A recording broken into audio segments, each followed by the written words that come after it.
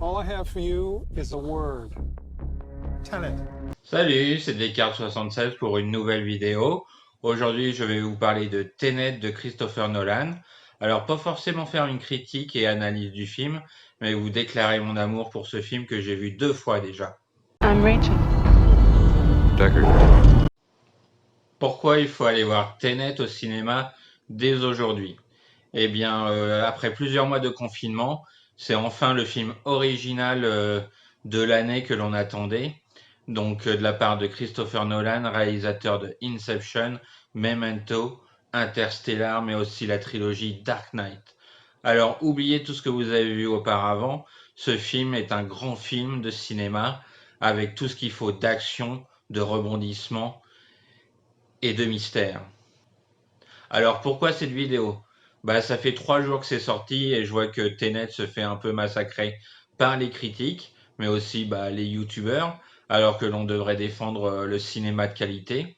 Donc Tenet est le dernier film original à être sorti au cinéma. Vous qui vous plaignez tout le temps des suites ou des remakes, là vous êtes sûr de voir une histoire originale d'un grand créateur. Donc sachant qu'il a pousser la Warner pour que son film sorte sur les salles et plutôt qu'en streaming. Donc intention louable de dire plutôt que de le voir débarquer en streaming et de le regarder chez soi sur sa petite télé. Alors sans trop vous révéler, le film démarre tambour battant pendant 1h30, 1h45. Donc la première scène, c'est la scène de l'opéra que l'on a pu voir un peu dans la bande-annonce, qui démarre tambour battant, à l'image de The Dark Knight. Ça m'a fait penser un peu à ça. Ensuite, les présentations du personnage sont faites. Donc cela peut paraître sommaire pour certains, mais c'est nécessaire pour l'intrigue étant donné la grande complexité de celle-ci et de l'utilisation du temps. Donc c'est un secret pour personne. Christopher Nolan est un grand fan de tout ce qui est voyage temporel et utilisation du temps dans ses films, que ce soit Memento où l'intrigue était inversée déjà. Donc on avait aussi Interstellar où le voyage dans le temps et les multiples univers. Et Inception qui jouait aussi de cela avec les rêves. Il faut savoir que toutes les cascades qui ont été faites en réel. Donc par rapport à d'autres films qui sortent où le numérique vieillit mal, là franchement, même avec l'annonce de la scène de l'avion arrive très vite dans le film. Donc on n'est pas trop spoilé par rapport à l'intrigue. Mais sachez qu'elle est impressionnante, ainsi qu'une scène qui se déroule sur une autoroute, ou avec les paradoxes temporels. Alors, je l'ai vu une première fois, j'ai dit, waouh, mon Dieu, qu'est-ce que c'est que ça? Enfin, je suis ressorti du film, bouleversé, enfin, entrechoqué aussi.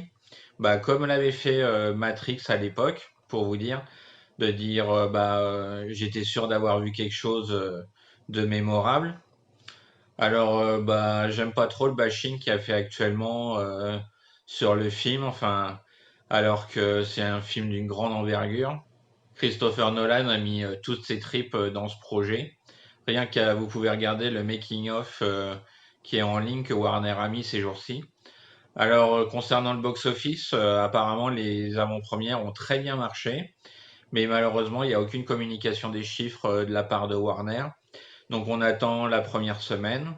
Donc j'espère une première semaine, allez soyons fous, à 500 000 entrées. Mais déjà s'il fait 300, 400 000, ça sera bien, en espérant que cette semaine aura été boostée par Tenet. Il est rare de voir au cinéma un film aussi intelligent, maîtrisé, de dire que l'on peut revoir à foison et de découvrir plusieurs choses à la suite. C'était mon cas lors de la deuxième vision. Alors il y en a qui disent ah bah oui, il faut le voir plusieurs fois pour l'apprécier. Mais non, dès la première fois, vous êtes scotché de dire parce que vous avez vu et vous avez envie d'en savoir plus, de dire tiens, qu'est-ce que j'ai loupé là, quel indice il y avait dans le film. Et la multitude, étant donné les manipulations du temps qu'il y a, c'est vraiment bluffant. Alors oui, le film est assez froid, mais je pense que c'est par rapport au contexte du film, à l'époque du film, enfin, comme on parle de Troisième Guerre mondiale, sans vous spoiler, mais donc le protagoniste, justement, du film, bah, il se défend bien, de dire John Davis de Washington fait bien le boulot. Alors une bonne surprise concernant Robert Pattinson qui fait totalement oublier Twilight, mais c'était pas le premier film dans lequel il m'avait surpris. Vous avez aussi un Good Time ou un Remember Me qui montre d'autres facettes de son talent.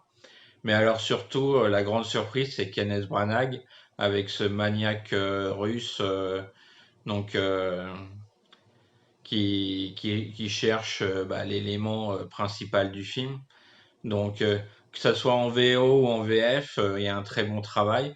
Autant de l'acteur donc pour la VO, mais aussi pour le doublage concernant la VF. Donc, très bien trouvé, l'accent russe, quelque chose de crédible, de dire de véritable, enfin, bien trouvé. Alors, est-ce que Tenet est parti pour être un échec? Eh ben, quand je vois les critiques, oui, allez-y, faites de ce film un flop, de dire, mais ça permettra d'avoir le statut culte. Alors, malheureusement, j'aurais bien aimé qu'il fasse un succès, mais comme il est ainsi, comme vous l'avez déjà vilipendé, de dire que ça soit les critiques, ne passez pas à côté de Tenet. Vous qui reprochez souvent au cinéma de vous servir de la soupe, là c'est vraiment original, rythmé, dynamique. Vous en avez vraiment pour votre argent. Enfin, si le prix de la place est un frein, alors vous pouvez y aller les yeux fermés. Enfin, ne fermez pas les yeux parce que de dire la moindre seconde que vous loupez, il faut se laisser porter par le film. D'ailleurs, le réalisateur s'adresse beaucoup aux spectateurs dans le film, où il y a des petites phrases de dire laissez-vous porter, on a besoin que de ça comme explication pour l'instant, enfin, de pas brûler les étapes. Donc, il fait appel à votre intelligence, chose qui est rarement utilisée lors des derniers films, de ressasser, de remake. Alors bien sûr, Tenet aura ses détracteurs, en majorité apparemment, mais il y a aussi les aficionados. Donc autour de moi, il y a pas mal de gens qui aiment tout de même ce film, qui le défendent. Donc je parlerai même de chef-d'œuvre.